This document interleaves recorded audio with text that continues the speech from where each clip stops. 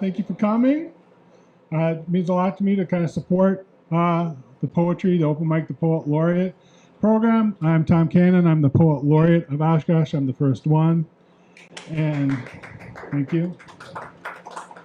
And so my job is to foster creativity in Oshkosh, kind of promote literacy and things like that. And so I'm really pleased that we have this forum at Planet Perk. And over this, yay, thank you, Planet Perk.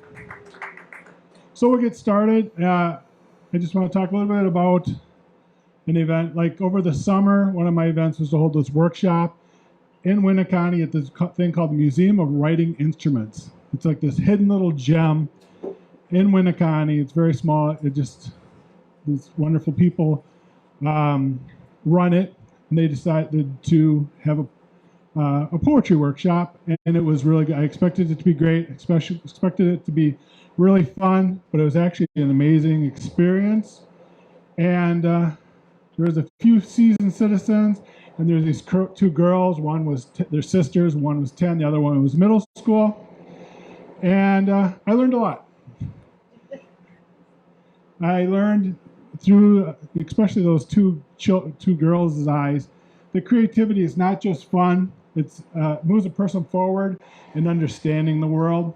I also learned that specific forms of poetry fosters creativity. Those rules really spur you on to rise to the challenge. And so we tried an F3 poem. That's a F3 poem is 10 lines. The first line is one syllable. The second line is 2 syllables, and so on until you get to 10 lines.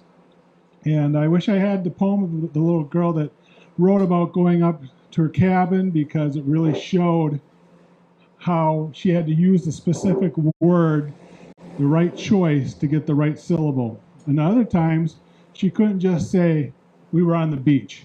She had to use more syllables and say, and describe, get an exact image of the water and the sand meeting. And then she couldn't just talk about fishing. She had to create this image of fishing and the sun slowly rising up in the sky. For my poem, I kind of combined the two things. I combined the F3 poem with the technique of repetition. You repeat a line, you repeat words, and for rhythm, and often it's to tell the reader that this is really important. I won't go that far with my poem. So I had the poem, the line of repetition, and then on each line I added on another syllable. And it ended up touching on something that was bothering me at work. Didn't hurt that it kind of fit with my theme of a book I wrote, The Tao of Apathy. And some people will be happy to know that there's a bonus, it rhymed. So here's that poem. You told me no. You told me to go. You told me that won't work. You told me you are a jerk. You told me I don't know what's wrong. You told me not to come on too strong. You told me, yes, you are part of our team. You told me now go stick your head in a stream. You told me you were a valued employee. You told me the new procedures don't talk to me.